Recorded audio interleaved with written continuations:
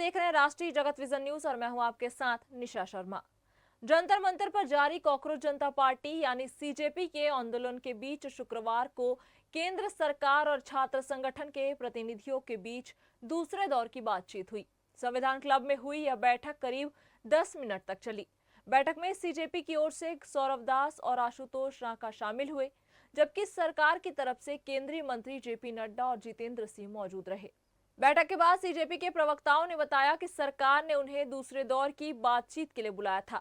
संगठन ने एक बार फिर प्रमुख मांगे दोहराई। इनमें केंद्रीय शिक्षा मंत्री धर्मेंद्र प्रधान का इस्तीफा और उन्हें मंत्रिमंडल से हटाना, पेपर लीक विवाद के चलते जान गंवाने वाले छात्रों के परिवारों को 1 करोड़ रुपए का मुआवजा और आंदोलन में शामिल छात्रों के खिलाफ दर्ज मामलों में कोई कार्रवाई न करने की मांग शामिल है। बैठक के बाद सीजेपी के मुख्य प्रवक्ता सौरभ दास ने दावा किया कि सरकार ने मुआवजे और प्रदर्शनकारी छात्रों के खिलाफ कार्रवाई न करने के मुद्दे पर सकारात्मक रुख दिखाया है। धक्का मत मारो। सरकार से विस्तृत चर्चा हुई है। हमने सरकार को बहुत साफ शब्दों में ये बताया है कि धर्मेंद्र प्रधान जी के इस्तीफे या कुछ भी मंजूर नहीं होगा। पूरे देश भर में इस समय जहाँ अलग अलग आंदोलन चल रहे हैं, पूरे देश के युवाओं में जो गुस्सा है, जो आक्रोश है, एक सेंटीमेंट है, वो बहुत क्लियर सेंटीमेंट है that Dharmendra Pradhan has to resign और he needs to be sacked. सरकार से इस बारे में विस्तृत चर्चा हुई है। सरकार ने इस मुद्दे पर, इस पॉइंट पर जवाब देने के लिए कल दोपहर तक का समय मांगा है। हमने सरकार को बता दिया है कि पूरे देश भर में इस समय प्रदर्शन चल रहे हैं, जो प्रदर्शन बढ़ते जाएंगे और अगर हमें जल्द ही धर्मेंद्र प्रधान का इस्तीफा या बर्खास्ती नहीं मिली तो ये प्रदर्शन और व्यापक होंगे और जल्द ही कॉकरोच जनता पार्टी को एक और नेशनल कॉल देना होगा।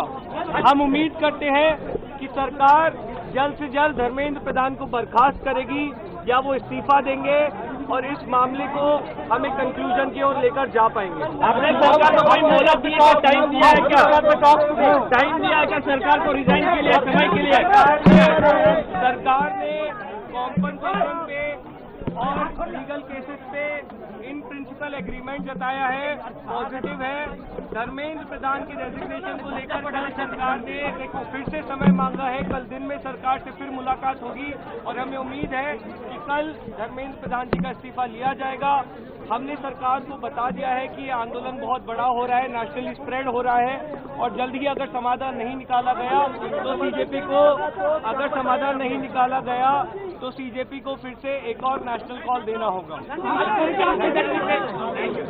वहीं प्रवक्ता आशुतोष रांका ने कहा कि सरकार ने इन मांगों पर जवाब देने के लिए शनिवार दोपहर तक का समय मांगा है। सीजेपी ने साफ किया कि जब तक उनकी प्रमुख मांगों पर ठोस फैसला नहीं होता, आंदोलन जारी रहेगा। संगठन पहले ही कह चुका है कि केंद्रीय शिक्षा मंत्री धर्मेंद्र प्रधान के इस्तीफे की मांग से वह पीछे नहीं हटेगा। उनमें से 2 डिमांड्स, कॉम्पेंसेशन और